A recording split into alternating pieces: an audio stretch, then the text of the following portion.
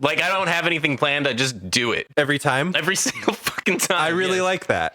All right. Go for it. Eric Hates Dragon Ball Z is the name of the podcast. Okay.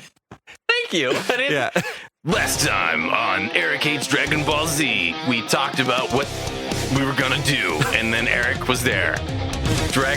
Fuck, maybe I shouldn't do this in the beginning every time. Maybe we should get you in an improv class. Okay, here we go. Find out now what's gonna happen next on this. You know what? We'll just keep that in. We'll just make it as awkward as humanly possible. Oh, my God. Are we gonna get sued by Bruce Falconer? If we use his score, hell yeah. What's he doing these days? Suing people for using his score, I guess. Welcome to Eric Hates Dragon Ball Z, a Dragon Ball Z rewatch podcast. I'm Spencer. I want to do the Tales of Nowhere thing, but I wanted to do something different. I have nothing. My muscle memory is just... My name is John, and I play Isaac. I know. What do you say there? No, we could just do like a quick one, like a YouTube thing. I'm John. I'm Spencer. Oh yeah. Okay. And I'm John. I'm Spencer.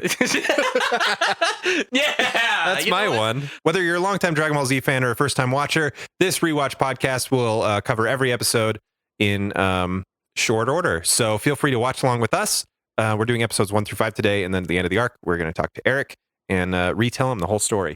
We're doing the original Funimation dub from the 1990s or whenever it came over to America first. Mm-hmm. And every episode has a title card. The title card is the American title. There is a Japanese title, and it is bonkers. Yes, please do that. Every episode has like 3 titles, but I'm just doing the most insane Japanese one, and then we'll do the American one, because the American ones are usually pretty good, but I'm American and they were Americanized, so that makes sense. You know what's kind of funny, actually? I made my own titles for all of these. I like this a lot. Yeah, so episode 1, you know what? I'll give my title last. Okay. Okay. So here we go. Episode 1. In America, this is called The New Threat.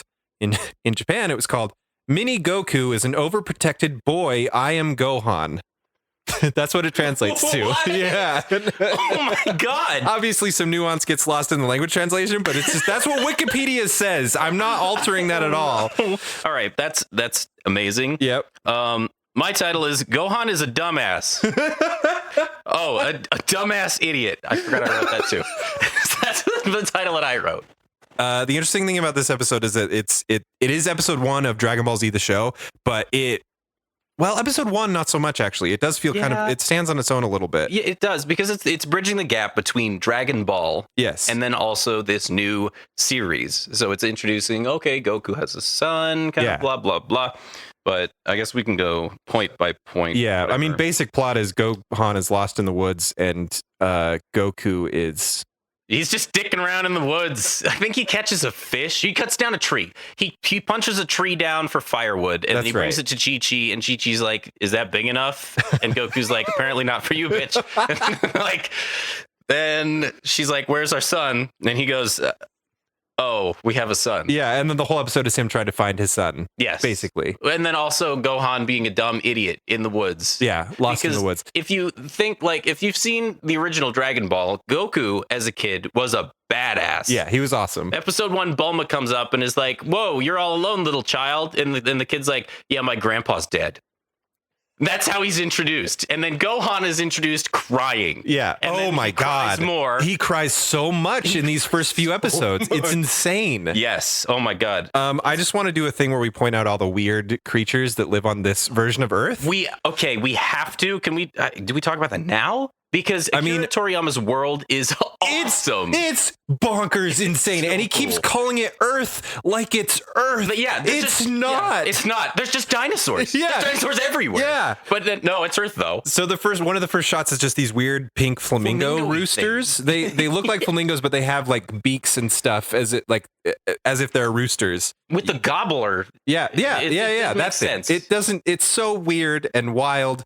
It's awesome though. Yeah, it's awesome. And I guess there's a farmer who is like tending them. Yes, yeah. So the Goku plot is going on. He's trying to find his son.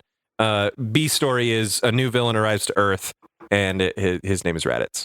Nailed it. Yeah, that's what it is. So the episode opens and the narrator comes in, with these pink flamingos, and it's the same guy. It's the same guy, I think but it's a the different same voice. narrator throughout the whole show. They have a voiceover found narrator. The DBZ voice. You can hear a little bit of it, but he sounds so much younger and like innocent, and he's not as badass yet. That will change.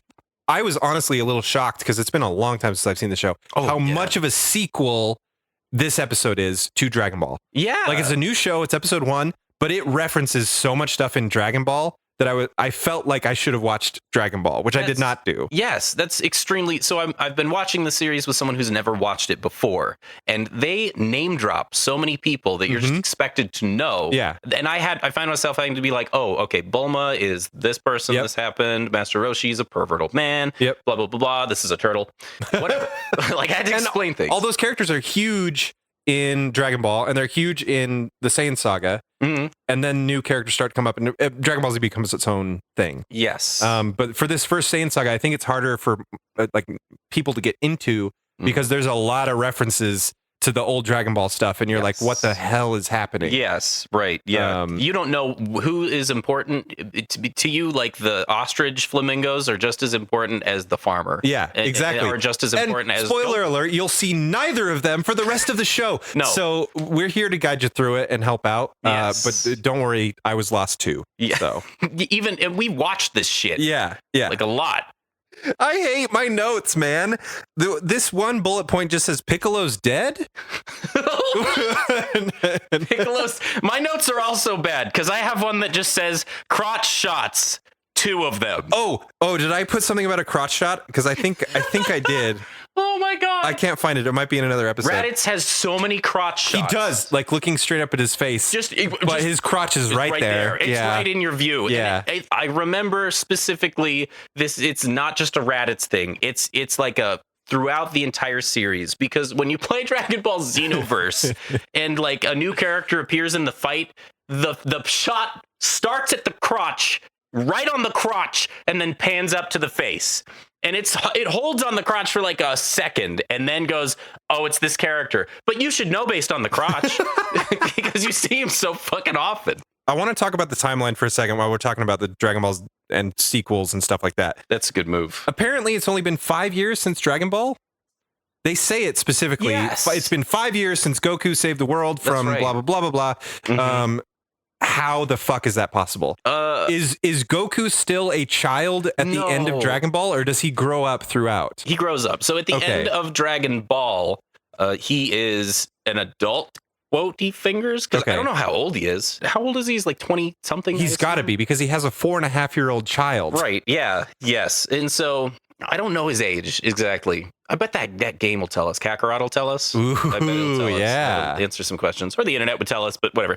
And so at the end of Dragon Ball, he's a full adult. Okay. And he fights full adult Piccolo. Okay. He's married to Chi-Chi, who was a secondary character in Dragon Ball. Who he wasn't expecting to marry. Right. Yeah. But he did anyway, because he's a stand-up guy. Yeah. I mean, Chi-Chi's great. She gets way more insane later, but I noticed in these first few episodes, she's just a cool... Yeah. She's just a cool housewife lady. Yeah. Because that's what she wants to be. She could be anything she wants. She's a badass fighter. She really could be anything she wants, but for some reason she doesn't want to fight anymore. No, and she's overbearing as shit. Yeah, she is. But, I mean, that's kind of a cultural thing. And also. It makes sense with her childhood and knowing Goku and all of that stuff. It's not a normal childhood that her kid is going to have, and she's trying so hard to make it normal. That's very true. She might be the good guy in all of this. She could be. Really. That's what we're going to change the name of the podcast. Chi-Chi did nothing wrong. That's what it is. But yeah, Chi-Chi's super worried about Gohan, so Goku goes out looking for him. Yes. I noticed that the animation style, or the character art style, is way different than what it becomes, because Goku in certain shots looks exactly like the little kid version of Goku from Dragon Ball. Yeah. Like his face doesn't change. He doesn't look like an adult. He looks so young. Yes, he looks like a kid.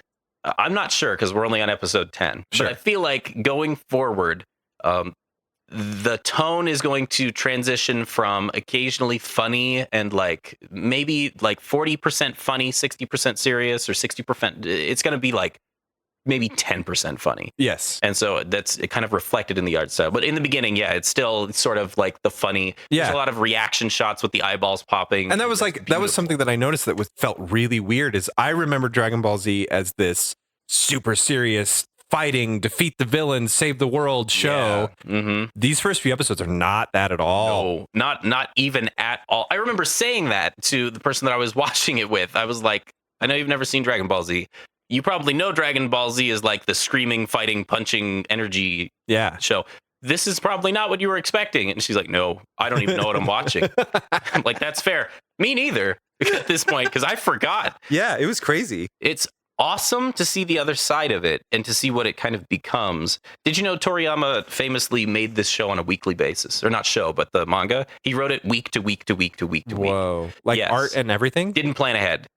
Weekly basis. Dragon Ball Z. Dragon Ball Z. Yeah. That's insane. It is. I mean, it's not exactly well plotted, but that's still insane. Yeah, it explains a lot. Yeah, it does.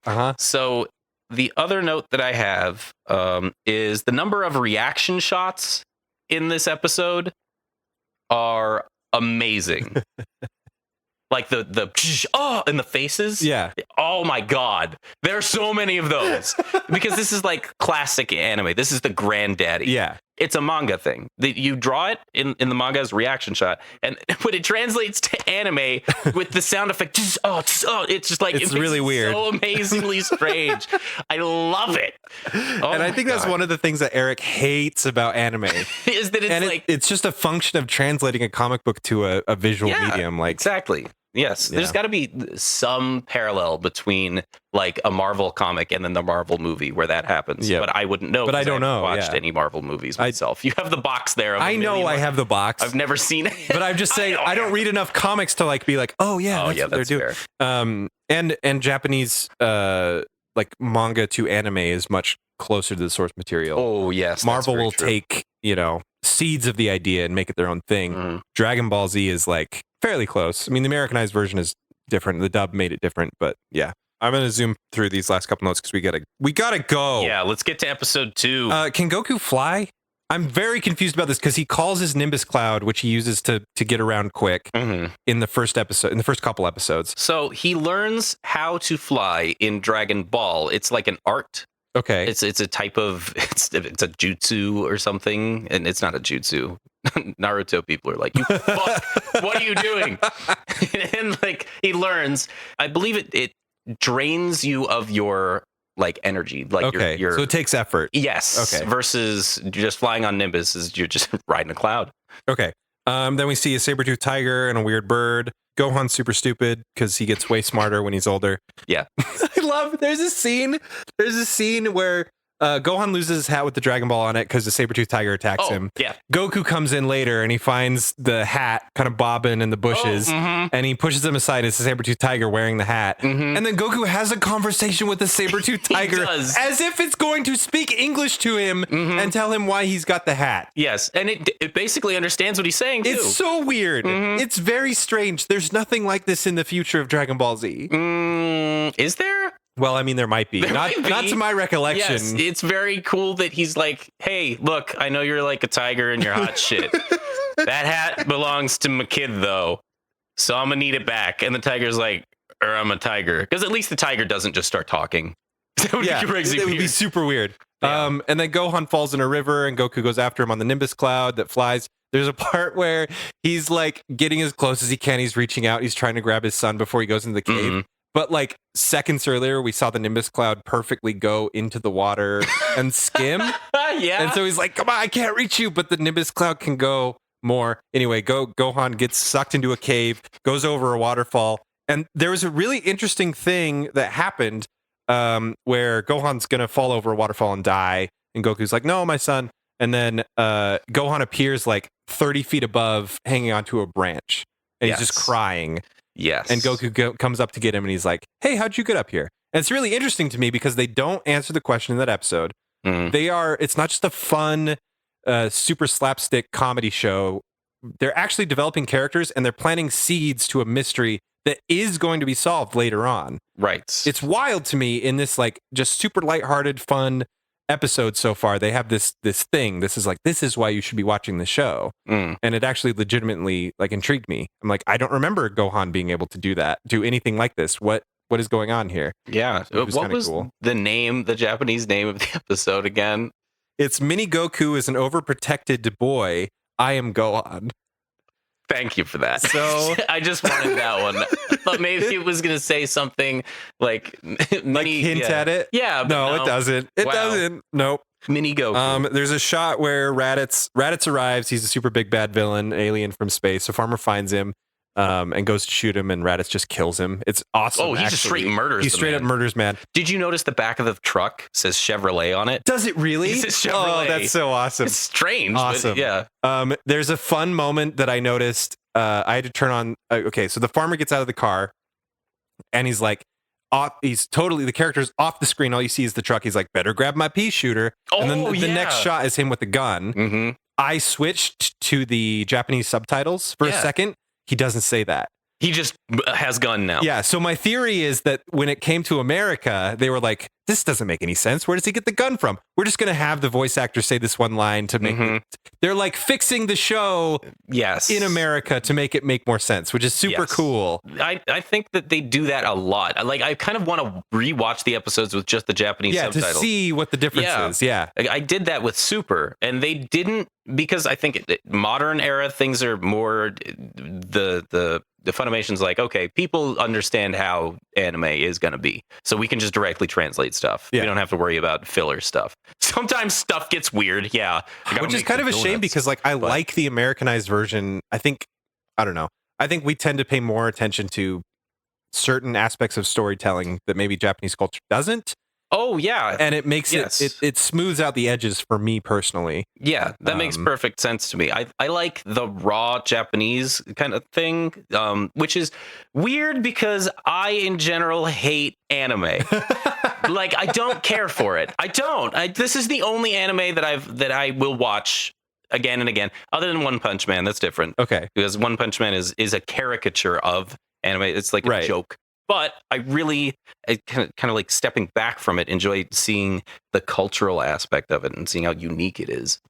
So it's cool that we have that different dynamic. You're like, yeah, America. Yeah. I'm like, Japan. Yeah, kind of Japan. Kind of sometimes kind of Japan, because sometimes things get weird, like in episode 2 where Master Roshi's like touching on. Oh, holy shit, I wrote that down too. Yeah, super weird. Yeah, let's get to weird episode 2. Sorry, now, there's a couple more notes. Are there? I know, I'm sorry. No, episode good. 1 was a big moment for me. All right. So first of all, Raditz arrives. He's looking for somebody with a super big power level because he wants to fight him. We don't really know. He's just a bad guy who kills people. So he's looking for somebody. He the highest power level around. He finds Piccolo, but before he finds Piccolo, there's this shot of a city and him like going over it, and it shows people in the city down there. There's humans, but there's also bears. There's animals, humanoid animals in clothing. They just exist. They just exist in this world. It's so odd, and it's not explained at all. No, it just is. Right? Isn't it great? It's so great. It's so I love it amazing. so much. It doesn't make any sense, but it doesn't have to, because it exists, and you're just set in this path that's like anything can happen now. Yeah, there are no rules, and those are the rules. Yeah. Raditz arrives, finds Piccolo. Piccolo, the first thing he says is, I was already having a bad day, so you better explain yourself, or something like that. And it doesn't show Piccolo before that. And I have to wonder, he's just standing in the desert doing nothing. Like, what was his day before then? Yeah, what happened? What makes Piccolo have a bad day? Like, this version of evil Piccolo, what gives him a bad day? To bird land on his shoulder and start singing? Like, he's a bad guy, right? Yeah, so Piccolo was evil in Dragon Ball, so yeah. It's that's hilarious. A whole other side story. I want to know. Raditz is like, I'm here to look. I'm looking for Kakarot, and they almost fight. But they do this trope where Piccolo's the old bad guy from the Dragon Ball show. Raditz like beats him super hard, super quick, super easily to show the audience that Piccolo was a big deal before, but now look at Raditz is guy. the one to worry about. Yeah. Yes, did notice that. And he was going to show him his special attack. His special attack, which is named Double Sunday, but he's an alien from a different planet. How does he know what Sunday means? Oh, okay. Here's the thing that I was talking about earlier. Foods. It's not what you think. Wait, are you saying that it's not Double Sunday, it's Double Sunday? That's what I'm saying. in the video games, they give him weekday themed powers. Yeah. But it's Americanized. Double Sunday, as in here, have a double banana fudge sundae. I would love the concept of that being on the planet Vegeta. Yes. Like just ice cream sundaes. That's how they relax. That's what they do. And Raditz loved him so much they needed to attack after between him. murdering, exterminating planets and committing genocide. Yeah. They enjoy double fudge sundaes. Raditz does a plot dump and says he remembers when Kakarot left their home planet, came to Earth, doesn't do the double Sunday blast on Piccolo and instead leaves because he picked up a power level. We don't know who Kakarot is. We don't know who he's after. We don't know really why he's here. That's where the episode ends. The second episode's title is Reunions. A beautiful, simple title in America. Mm-hmm.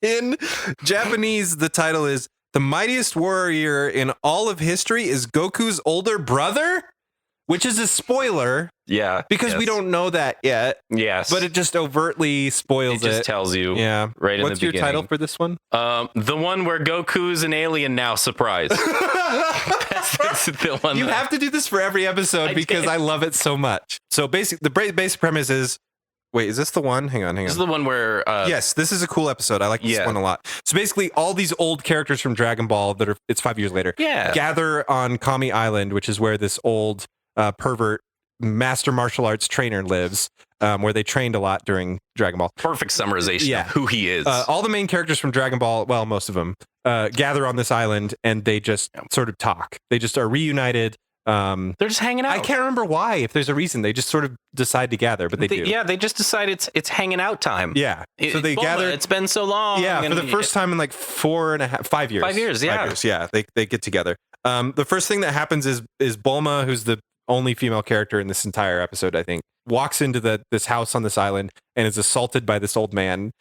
Sexually assaulted. Like horribly. We need to be clear. It's very overt and horrible. So, yes, there is a distinctive cultural difference between what is acceptable in Japanese culture and what is acceptable in American culture. Yes. And this is not it. It's not acceptable at all. It's not acceptable. It really caught me off guard, to be honest. Yes, and I remember watching some kind of YouTube thing that was like, here are all the scenes in Dragon Ball that should not have aired in America. Sure. And there's one where Roshi uses this power to shrink down to the size of like an ant to watch Bulma pee. Oh, that's terrible. Really happens. Is that from Dragon Ball or That's from Dragon Ball? Okay. Which means Bulma was like 14 or 15. I think she's like 16-ish. It's, oh my God, don't try and make it better. I did. It's not better. No, it is far from better. Oh my God. So anyway, that was our first taste of like, oh, age.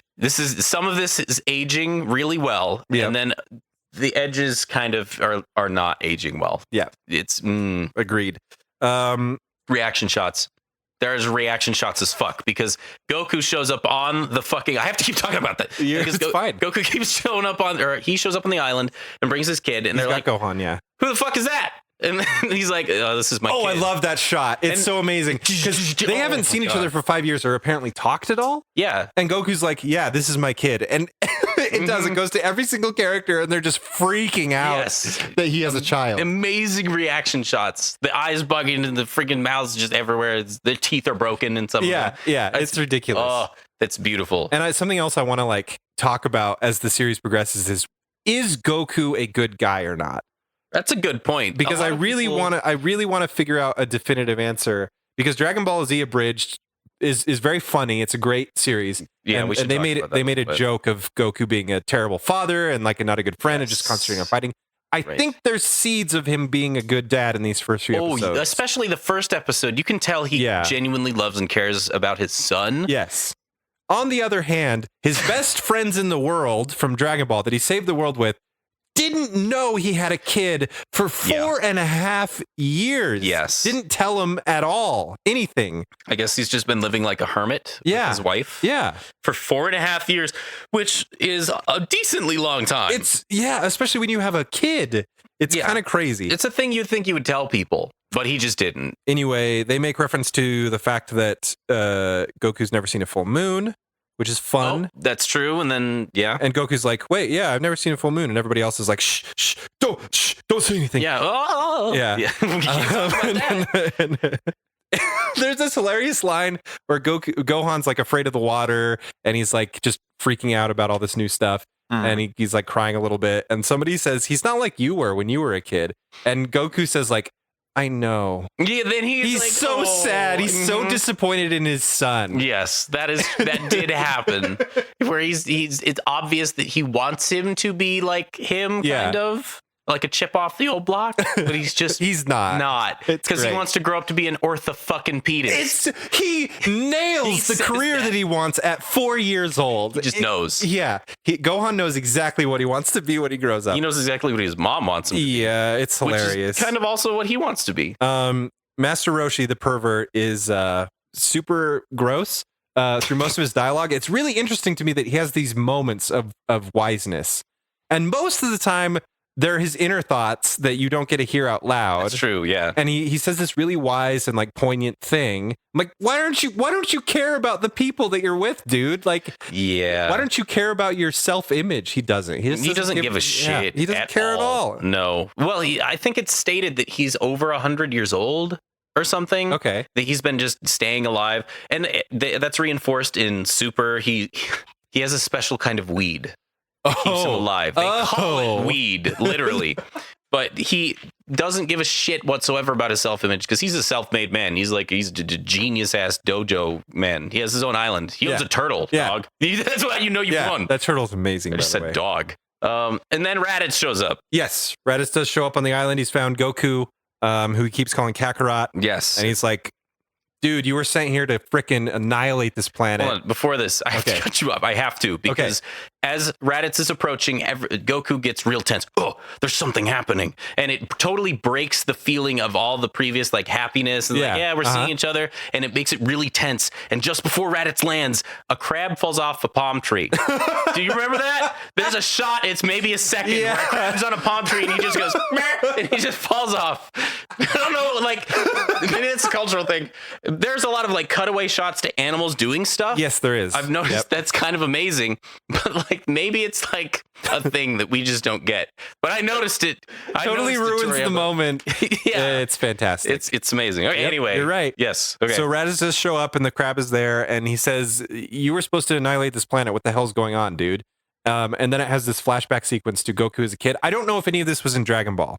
Oh, it super was not. Okay. So this is retconning. I'm pretty certain. I'm going to put 80% sure, but someone will tell me whether I'm right or wrong. Okay, because is all I've ever wanted. They flashback, but they flashback to still images of him as a kid with his grandpa doing stuff, being a wild child, and then falling off of a giant cliff and landing on his head. And there's one moment where they're explaining this head injury, and they show him like in the act of hitting his head.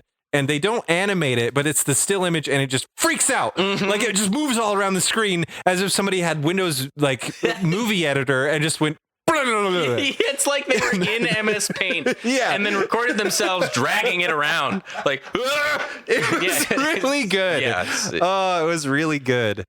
Raditz says, like, you should have been able to conquer this planet in a year or two at most, even though he was sent as a baby. That's how strong Saiyans are, I guess. That's crazy to me. Which maybe shows you how weak Raditz actually is in the overall hierarchy of things. Yeah. Because he ain't conquering shit. No, he's not.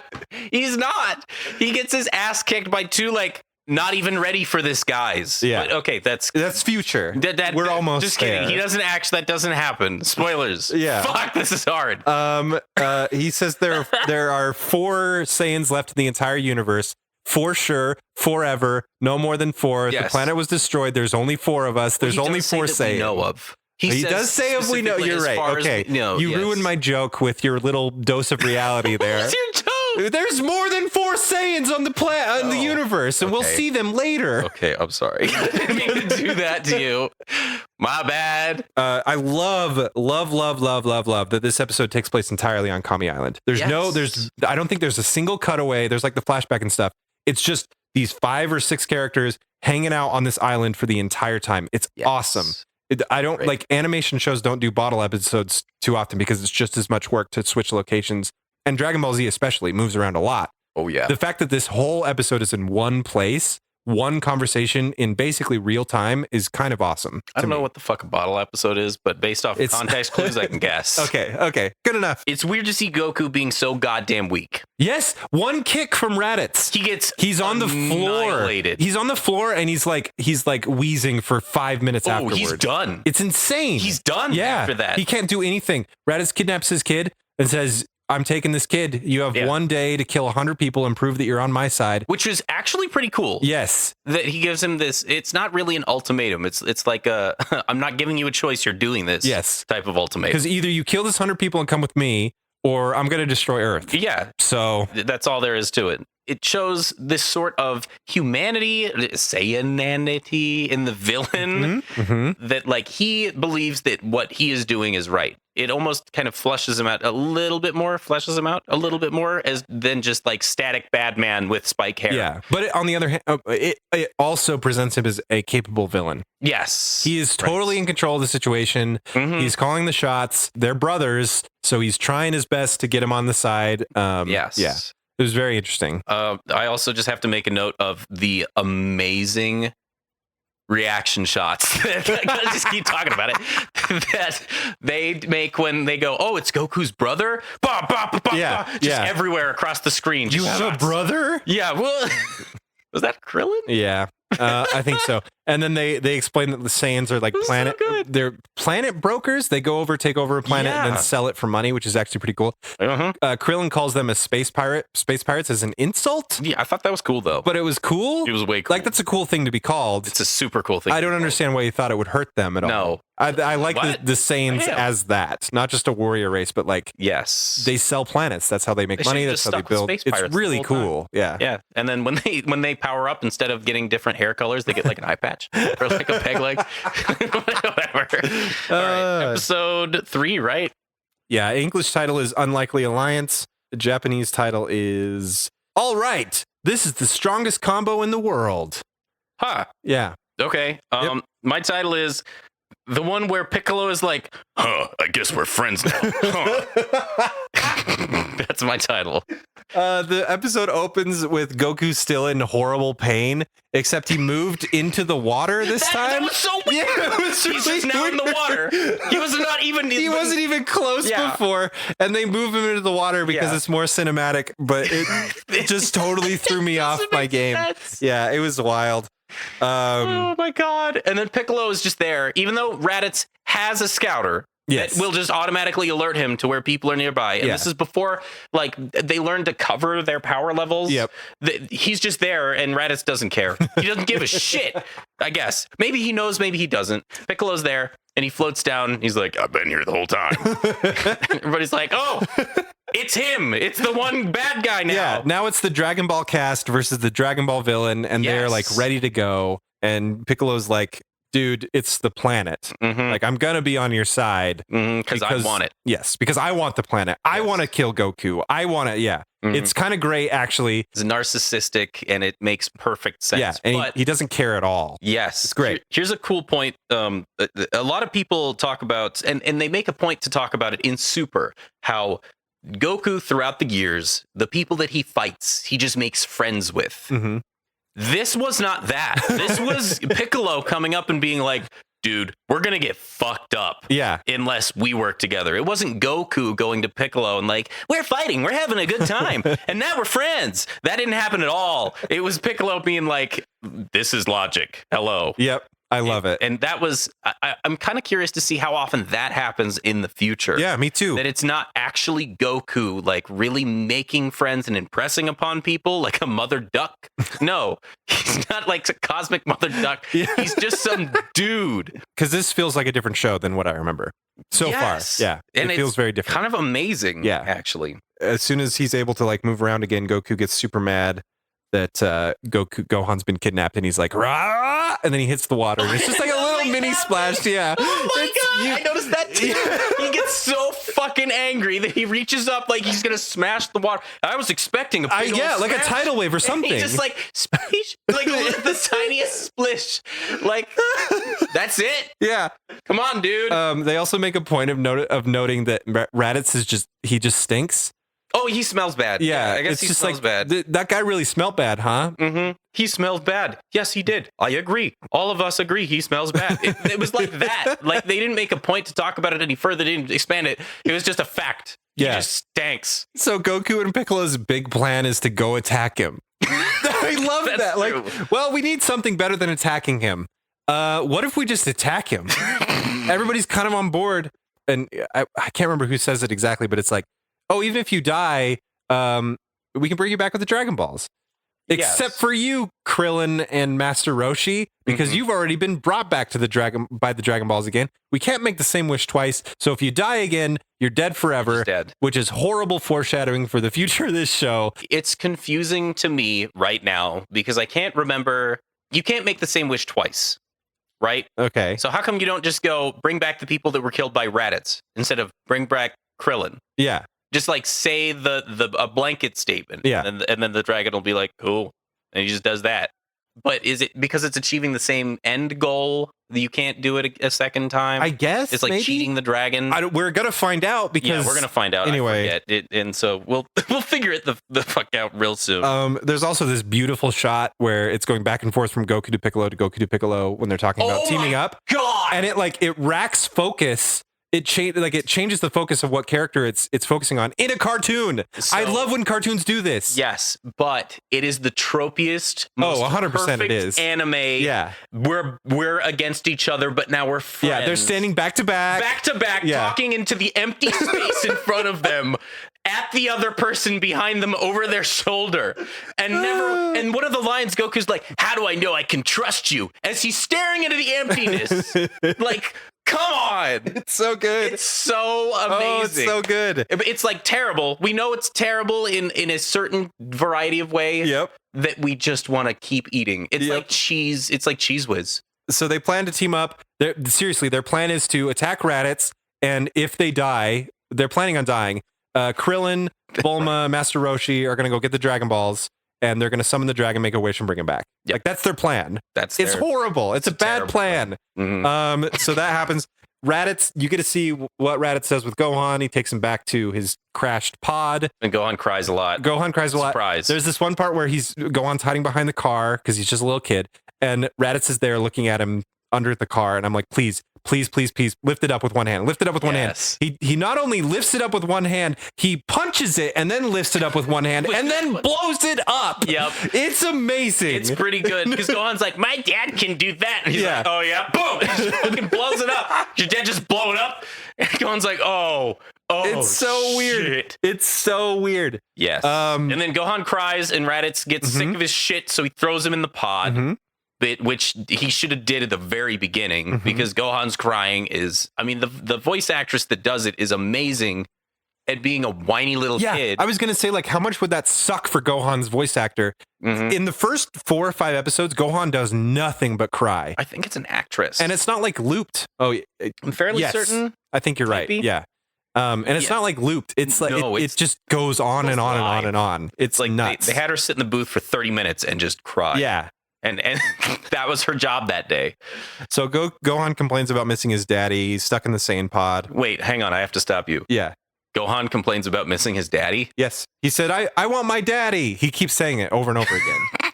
Really? Daddy, I'm here. Yeah, 100% over and over. And there's a reason that we'll get to in a couple episodes.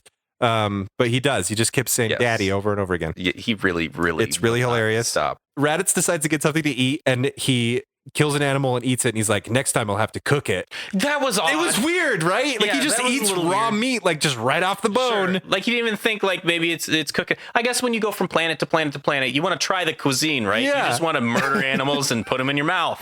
Raw beef meat. Maybe it's better that way on super some gross. planets. I don't know. They're super meticulous about power levels in these first earlier episodes. Oh, they really are. When Raditz first meets Piccolo, he says specifically your power level is 310. Oh, you wrote that down? Solid. Yeah. In this episode, after he eats the raw beef and Gohan's trapped in the pod, Goku and Piccolo are coming to fight Raditz, and he detects him with the scouter in like 2 seconds. Says, "Oh, there's something with the power level 710 coming to get me." oh, but it's actually not that. It's two people. One's 310, one's 320 or whatever. And they land. So it's really, so we have a scale now. Yes. Goku at the beginning of Dragon Ball is around power level 300. Keep that in mind. It is going to be very important later. Or not important at all, depending on how you look at it. Yeah. Well, he's investigating these people. He's investigating, there's a power level 710 coming our way. And he's like, wait a second, hang on. I'm noticing a power level of 1,000 or like 700 something coming from the pod. Yes. And he's like, what the? That's it's so weird. So great. I think it might be this episode. It might be the next one. But yes, Raditz Scouter is like his kryptonite. It totally screws him over because when it tells him interesting information that he should take note of, he ignores it, saying that the machine's broken. And when he's about to do something, constantly it'll go off and he stops doing the thing so he can investigate what the scouter's telling him. Raditz probably, I think, 4 times, and I guess I'll wait, but total in the 5 episodes that we watched, 4 times is interrupted by his scouter in the middle of committing a final blow on someone. It's amazing. He just beep, it goes off and he's like, oh shit, text time. Gotta check out what this shit's about. But as soon as it's like, you should be aware of this, he's like, this stupid thing's broken. It like interrupts him and it stops him from doing the thing he's gonna do, but then he ignores it anyway. Oh man. It's beautiful. It's great. So how does this one end? Goku and Piccolo get there and they're getting ready to fight him, and it's actually really cool because there's this awesome moment where Piccolo lands, looks at Raditz, takes off his clothes, his helmet and his shoulder pads and everything, and it drops on the ground and it hits hard, like really heavy. And me as a viewer, I'm like, oh cool, they're showing weighted clothing because he's been training with weighted clothing, so he's super agile now. And then a split second later, Goku's like, oh, you have weighted clothing. That's cool. I have it too. Here's my weighted clothing. Yeah. It helps you fight better. And it just, you had a perfect cinematic moment where they communicated to the audience without saying anything.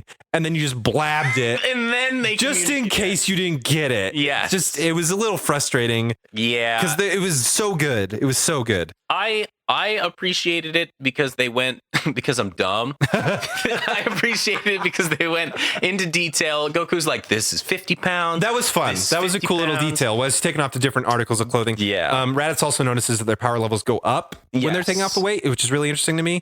Power level's not determined by who you are. It's determined by what you're wearing, how much you're concentrating, like a bunch of really weird things that make scouters useless, essentially. Yeah, I'm curious to know if when he scouted a couple episodes ago, he scouted the farmer. If the farmer didn't have a gun, he'd have a power level of like 0. Yeah. Like the gun gives him 5. Yeah. Or whatever it was. Anyway, it's really interesting. And then my favorite line of this entire episode, first of all, Goku's shoes weigh 100 pounds. They're 50 pounds each.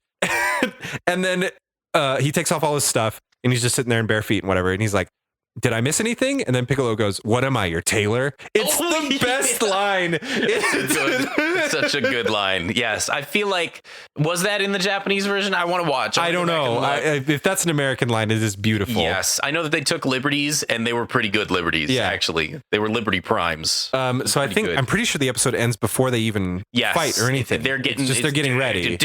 Yeah. We're going to get in a battle. Yeah. And then the next episode happens. Yeah. Episode 4, Piccolo's plan. Is in the American title. The Japanese title is Piccolo's Trump Card, Gohan, the Crybaby. I don't think those are related sentences, but it is the full title. One more time. Just Piccolo's Trump Card, Gohan, the Crybaby. No, I don't think those are related sentences at all. Here's my title. The one where Piccolo's disarmed. Holy shit, that's so good. Oh, that's so good. Like, there are so many other things that happened, but that's like, the most important thing. That's important. I love that Goku bargains, like, you got to show me my son and make sure he's okay. Then we can fight and you can kill me. And then Raditz is like, all right. Yeah, it's so weird. Yeah. Raditz is like, I'm going to kill you. And Goku's like, wait, before you kill me, you have to show me my son. You have to.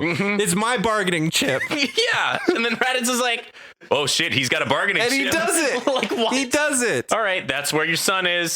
This is also the first time we see Goku fly, but there's not a like revelatory thing. So if somebody's watching Dragon Ball Z, they're like, oh, he was on a cloud, but now he can just fly? Yes. It's very confusing. Yes, I can see. I 100% know why you would be confused. Because like, what? It happens later on too. And you're like, But okay, I'll roll with it. That's what really Dragon Ball Z, the first 10 episodes or even 5 are a test of, can you roll with what Dragon Ball Z has to offer? Yeah, and once you're kind of acclimated, it gets a lot better. But it's a good litmus test to. It really is. That's what it is. There's also a shot of it's a Diglett. I don't know what it is. It's just some animal on the ground that like comes out of a hole and then comes back down. What? It's a Diglett. I don't remember that at it's all. 100% a Diglett, and it's 2 seconons of a shot. Sure, It's one of those cutaways like the crab. Yes. And it's just Okay. just a weird little animal. It's just a Diglett thing. I feel like I'm having a minor flashback, to that, like a tiny one. But no, it's blink and you'll miss it. Yeah, there's so many of those. It's great. I just want to make note of those because I don't know if they happen later. So so when they start fighting though, Goku and Piccolo are like vanishing back and forth in front of each other. Yeah, because they're moving so running. fast. And they're yelling and stuff. But the amount of time it takes them to like run to where Raditz is, they're not vanishing at all. No, They it's shouldn't like be. 15 full seconds of them doing this, and Raditz has time to like pull out a cigarette and start smoking at this point. He doesn't, but he could have. I love, my note there for that scene is charging right at the enemy in broad daylight when he can see you and is prepared is such a great plan. Yeah. Raditz blasts them with this double pink energy. I thought it was Double Sunday. That's what I thought it was the payoff for Double Sunday. It just makes sense. So they're going up to hit him. Yeah. And I want to make mention of how every like blast that all the other characters do have buildup. Okay. All the other blasts, like, is this the one where Goku does a Kamehameha for the first time in the series? I think so. So there's a buildup to the blasts. Raditz just blasts. He just fucking goes. Yeah. It fires magic giant beams out of his hand. And they're big. Yeah. They're huge friggin' beams. Which is great because it paints him as this very capable villain. Like, not just capable, but like exceedingly dangerous. Like, after he does the beams and the two of them back up, which one of the beams catches freaking Piccolo's arm. Yep. And just, it's gone now. Yeah. His arm is entirely gone. You see them blast through the fucking earth. Whoa. It's so destructive. How are they supposed to beat this guy now? Yeah, He's got the ability to just, with no preamble whatsoever, launch nuclear beams. It is. My note for that is, Jesus, where did his arm go? It's just gone. And so when they get back together and they're like, oh shit, he has beams. Piccolo's like, I noticed. And then it cuts to his arm, and Raditz makes some cracks about his arm. I wrote it. He's like, where'd your arm go? Oh, it's green. It should be easy to spot.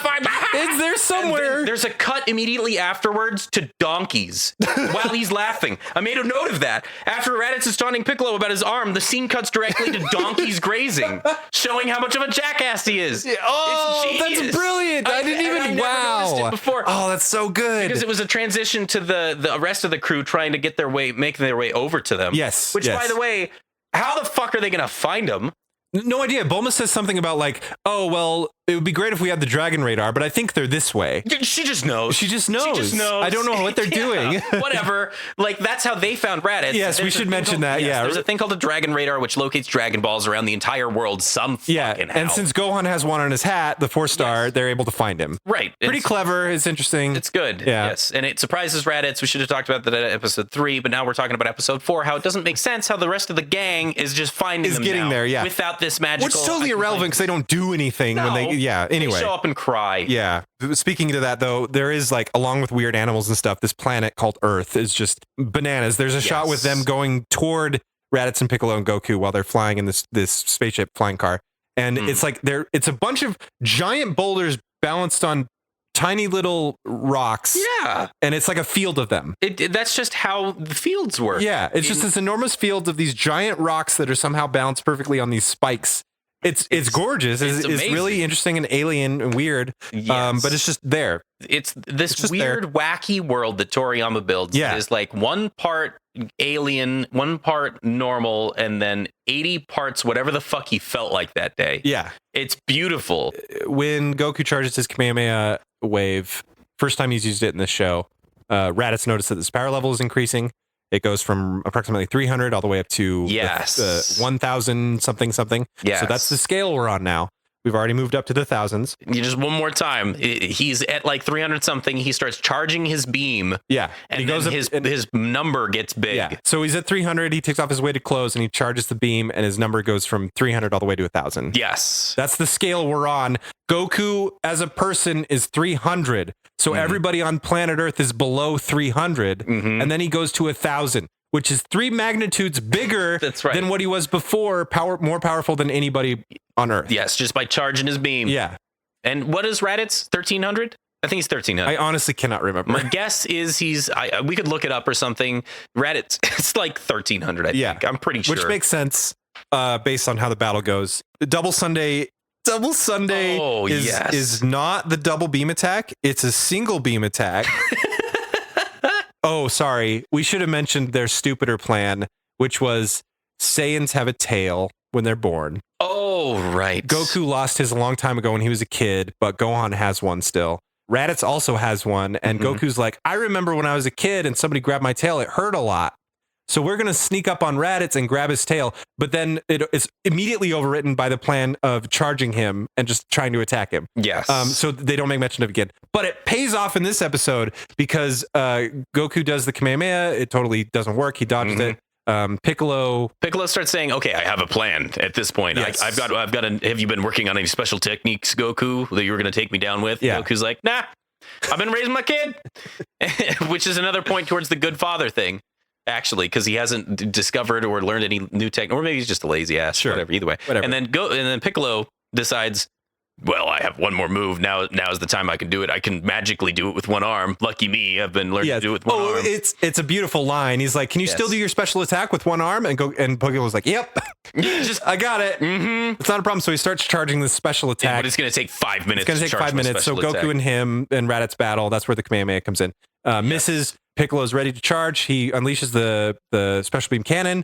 It's great. It's a good moment. Totally special misses. Beam cannon. Yes. It's a cannon that fires a special beam. Yeah, not a regular beam. Not a special, because it's got whirly little things around it. It's a good looking blast. It's a good looking beam, yeah. to be totally fair. Bakan Kao Sopo, something. Yeah, whatever something it is like in Japan. Yes. Raditz dodges it. Simple as that. It destroys a mountain. Oh, yes. But he dodges it. And then Goku sneaks up behind him and grabs his tail. But before that, Raditz is like, "Oh, you singed my armor a little bit." That's right, he did. It did hit his shoulder, and it makes a welt. And it makes him hurt just a little bit. Yeah, just a little bit. And he's like, "Nobody's been able to take out my armor before. That was really impressive." And I think I'm fine, by the way. Yeah, that's when Goku's like, "I got your tail, bitch." Got your tail. He's on the floor. Raditz is down. They got him. No worries. Done. They got him. And then Raditz bullshits his brother and says, I'll be a good guy. I'll leave the planet. No worries, dude. I'm out of here. Just let me go. And Goku's like, all right. He just does. The whole time Piccolo's like, no, you idiot. Don't listen to him. He's actually evil. He's going to kill you. Like, this is bad. Yep. And then Piccolo's right. That was probably easily 5 minutes of that episode, summarized into 10 seconds. And then I'm a little fuzzy on this, but I'm pretty sure this is when Raditz has the upper hand. He doesn't have his tail hit anymore. He's going to kill Goku. Yes, so he punches or like does a sidekick or something to Goku, knocks him on his ass, and then just starts like stomping him. Yep, and he's almost dead. And then the scouter goes off before he's going to do the final blow. That's right. The scouter goes off, and he looks towards Gohan. If this is in the next episode, we apologize, but I'm pretty sure Gohan gets madder and madder as he's in the Saiyan pod. He's just crying and crying and crying. Yes. Goku's almost dead. Gohan gets super mad and jumps up. No, okay, it doesn't happen quite yet. I think this is episode 5 when that happens. Okay. Yes, it's definitely, I'm pretty definitely unsure, but I think it is. So how does this episode end then? Let's just mold episode 5 into 4. Sure. Because really, this is one whole thing. Yeah, it really is. And it's something that I was actually surprised out of the show is how serialized it is. Yeah. It's not episodic at all. No. It's one big story. So episode 5. In America, it's called Gohan's Rage. So yes. I really hope you've watched all 5 episodes, folks, because in Japan, this episode is called Goku Dies. There's only one last chance. I love how spoilery it is, like right up front. It just tells you what tells you exactly what happens. What you're expecting. They're playing to like weak constitution folks or something. I noticed this title when I was watching episode 4, and I'm like, oh, that must be the end of the episode. The end of episode 4, and then episode 5 opens, and it's like, oh, Goku's dead. Nope. Yeah. He's still alive in the beginning of episode 5. The title totally spoils it. So this is where, Gohan's like, Now I'm mad. His anger problems start in this episode and continue throughout the rest of the show. It really is an issue. Kind of a cool character trait. Yes. What is your title for this episode, by the way? I stopped writing titles because this was the episode. Okay, I have more titles for the following episodes. Episode 5, I don't have one. I can make one up real quick. This one's called Daddy. I'm gonna come save you. Shit, I should have made a title before. Yeah, I mean, your improv is great, man, but it's just going to be a continuous thing throughout this series is how bad my improv is. Oh, man. Yeah, so Gohan's anger problem started this episode. He gets super mad. Raditz is beating up his dad, is almost dead. Goku's going to die. Gohan explodes out of the Saiyan pod. It really blows. It seriously blows it up. It's awesome. And Gohan's like, I'm going to stop hurting my daddy. I'm coming after you. Mm-hmm. Raditz Scouter is like, oh man, his power level's the highest thing on this planet now. I don't know if I can beat him, but yeah, Raditz, but he's a kid. Right. You could hold him up by his hair and kind of just like keep him there. Yes. So highest thing on the planet, and then Gohan headbutts Raditz's chest armor. Yeah, and it cracks the armor. And it totally catches Raditz off guard. And there's a beautiful shot of Raditz going, whoa, yeah, like, whoa. Yeah. And his mouth just like opens and closes. It's amazing. It's really good. It has to be, it must be an adaptation of a panel straight from the manga that they decided, let's animate this. It's ridiculous. And it does look ridiculous. His mouth very much is given I don't even have words to describe it. And then he goes, I'm gonna punch the shit out of this kid, though. And he hits the kid. And he hits this 4-year-old child. It's amazing. He just and he goes destroys flying. This child. It's so good, not because I've condoned child violence, but because most shows wouldn't do that. They just wouldn't even touch it because it's a kid. So that happens, and this whole time, by the way, Piccolo could have been charging his laser again. Could have been, but he just wasn't. But he wasn't. I think he's about to finishing blow Gohan because Raditz has the attention span of a fucking gnat. Yeah, it's really because she just keeps going, oh, I'm going to kill you now. Yeah. Oh, I'm going to kill you now. Yeah, how does it jump from that to what happens next? I regrettably stopped taking notes at this point because I was like, I can't take any more additional notes. Like, I just want to draw in I think it's because it was a fight scene. It's actually, it's the first, I noticed that too. This first episode, it's a great episode to end on because it feels, it's weighty, it feels conclusionary. It's like everything's been building up to this moment so far. Yes. And it pays off great. I love it. He's about to kill Gohan with something. Yeah. Some, whatever, Bluebell ice cream bar. Yep. The attack. Yeah. And Goku grabs him and puts him in like a hold. Full Nelson. Yes. That's what he does. It's 100% a full Nelson. He goes up and he just, and he grabs him. Yeah. Minus the fact that their power level discrepancy is massive. And all he does, he doesn't utilize his tail whatsoever. Nope. He just, I got you now. Yeah. And completely ignoring how freaking strong Raditz is. Yeah. And how much Raditz has been just mopping the floor with them. It doesn't matter. Full Nelson. Yeah, right. Piccolo starts charging his special beam cannon again. And Raditz this whole time is like, you're crazy. You're going to kill us both. And Goku's like, yep. Yep, that's it. Yep. Just what's happening next, dude? Sorry, you'd kill your own brother. And then Piccolo's like over there, and his veins are just pulsing. Oh, it was weird. I'm glad you noticed that too. He's like, oh yes, I can't wait to kill both Goku and his brother. He's like, oh, I get to kill Goku. He has no remorse, no whatever. He's just like, sweet, yeah, all right, 100%. It's exactly what I wanted. Yes, and so he fires his laser, and it blasts through, and there's a really beautifully drawn shot of Raditz and Goku from the side with the laser blasting through them. Yeah. It's one of the probably the most iconic shots in Dragon Ball Z. Definitely up there. Like certainly one of the best ones. And then they both die. Yeah. But not before sitting there and talking. Oh my God. Forever. Yes. It takes so long for these two to die is my exact note. So Goku gets a hole blasted through his chest, and you think he's dead then and there. Yeah. Because Raditz, why wouldn't you? Right, because Raditz sits there and he's like, I can't believe I got burnt for maybe 5 minutes, just blabs, and then Piccolo's like, yeah, but he won't stay dead for long. And then Goku, who you assumed is dead, goes, heh. On the ground a little bit. He goes, that's right. Like he just rubs it in a little bit. You think he's dead, but nope. He comes back for a moment just to be like, yeah.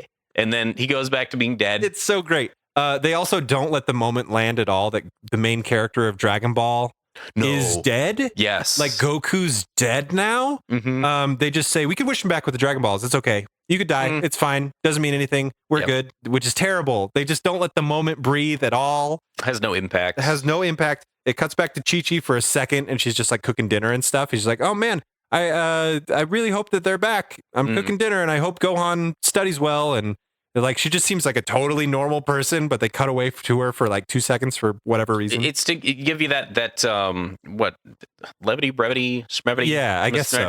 Whatever. The only problem is during that scene, Raditz dies because when they cut back, he's just dead now. Oh, they don't actually show him die. That's right. Piccolo's like, brr, and he like has his hand out in this claw formation, and I guess just the scariness of it killed Raditz because he dies off screen. Yeah, it's weird. And then you don't see any additional marks on him or anything. Nope. He's just a dead body now. So I guess it was just his fearsome roar, and Raditz was like, all right, I give. But not before revealing that's true. His scouter is actually a transmitter to the remaining Saiyans existing in the universe who now heard everything about the Dragon Balls, and Raditz is 100% sure that they will come and avenge him in 1 year Earth time, because he knows Earth years. Yeah. He just knows. That's how the whole universe measures time. So Raditz dies after delivering that perilous message. Piccolo's the only one around to hear it. Krillin, Master Roshi, and Bulma arrive on the scene. Oh, yes. Just in time to see Goku die. I think he's still alive at this point, which is weird. Alive, right. And Krillin immediately goes over, sees the big ass hole in Goku's chest, kneels down by his side and says, "You're going to make it, Goku." That's right. This is not a big deal.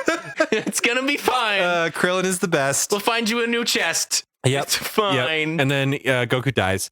And they cut to the two other Saiyans, Vegeta and Nappa. It's the first time we see them. Oh, yeah. Vegeta's red. Alternate color scheme. For some reason. I love this scene because they're like, "Did you hear about Raditz?" He's like, "Yeah." "Sucks that he died, huh?" "Not really." No, he sucked. "Yeah, so what are we going to do now?" "I don't know." "Do you want to go to that Earth place?" "Not really." But because our heroes mentioned the Dragon Balls, which gives them a wish, they're like, "We could wish for immortality. That sounds pretty good. All right, let's go to Earth." Yeah, let's just go do that. They were totally fine. Yep. And then Vegeta gets into the perfectly sized pod, and Nappa, who squeezes in. Yeah.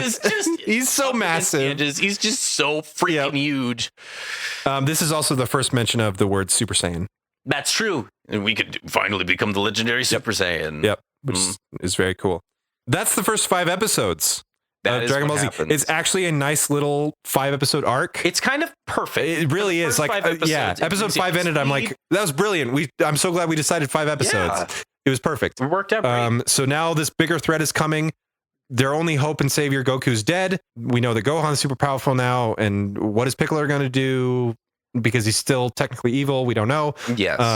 Nobody knows what's going on, but there's this bigger threat coming. They have a year to prepare. It's the first 5 episodes are as perfect a setup as you could possibly get. Without them, like, especially for the first couple episodes, them just expecting you to know, okay, this is Krillin, this is Bulma. There's kind of some leaps you have to make. Okay, I get that they were friends now based off the way that the first 5 episodes really, it just catches you up as best as it possibly can. I couldn't ask for more, really. Yep. What did your my unbiased party? She said it was very not what she expected it to be, because she watches anime a fair amount. And so she's like, yeah, this is like the granddaddy of anime. Like, this is it's the next step after Robo Boy or Robo Boy, whatever it is. Yeah. And so she's like, it's very interesting to see. You can tell that it's aged, like it's older, but it seems to have aged pretty well, especially in terms of how anime ages. Because she really likes Sailor Moon. She's like, sometimes it's hard to watch Sailor Moon. She was just on board. Yeah. After the first 5 episodes, she's like, yeah, I'll sit and watch the rest of it with you. That's cool. I was honestly surprised at how competent it was at telling a story. And intriguing me as a viewer to push the next episode. It wasn't like sinister, malicious with its cliffhangers. No, like to draw you into the next episode. It actually was pretty good and set up a lot of stuff that I was interested in seeing the payoff for. It also set up a lot of stuff in the first couple episodes that were paid off by the end of episode 5, which was really cool.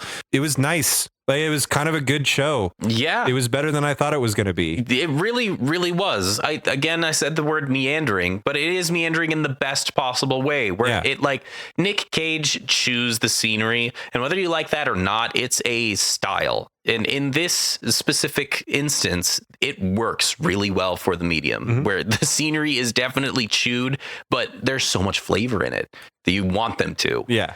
It's great. Amazing in sort of honestly sort of a biased way. It's amazing. Yeah, a little bit nostalgia, but I honestly think it stands on its own to new viewers, as well as people that watched it, you know. The next 5 episodes, though, we'll get to that. We'll get there in the next episode. So that's episodes 1 through 5. Yes. Next time on Eric Hates Dragon Ball Z. I forgot the name of our goddamn show. Next time on Eric Hates. I did it again. Just end it. Just cut this. Stop recording it. Thank you for listening to Eric Hates Dragon Ball Z. I may hate the show, but I love that you're listening. And if you've enjoyed listening, consider giving us a rating or review on iTunes. We're a brand new podcast, and those reviews help us a ton in the early days. And if you have any questions or comments about the podcast, the episodes we just covered, or the episodes we'll cover in the future, feel free to contact us via email at mail@ehdbz.com. That stands for erichatedragonballz.com. mail@ehdbz.com, or on Twitter using the handle @EricHatesDBZ. We're hoping to add in a fan comment section to the end of each episode, so if there's anything you want to share about your experience with or things you noticed watching Dragon Ball Z, don't hesitate to get in touch. For those listeners out there who might want to show their support and let us know that this podcast is something you want to see more of, consider heading over to our Ko-fi page at kofi.com/EricHatesDBZ. There you'll find a donation page where you can help unlock donation goals, such as live streams where John, Spencer, and I will play Dragon Ball Z games or possibly watch movies or select episodes live with all of you. And how can you say no to that? Plus, all donors will have their names read aloud in an episode at the end of each month. The opening and closing themes for Eric Hates Dragon Ball Z were done by my incredibly hardworking and talented co-host, John Good. You can find more of his music on SoundCloud under the name Burn7.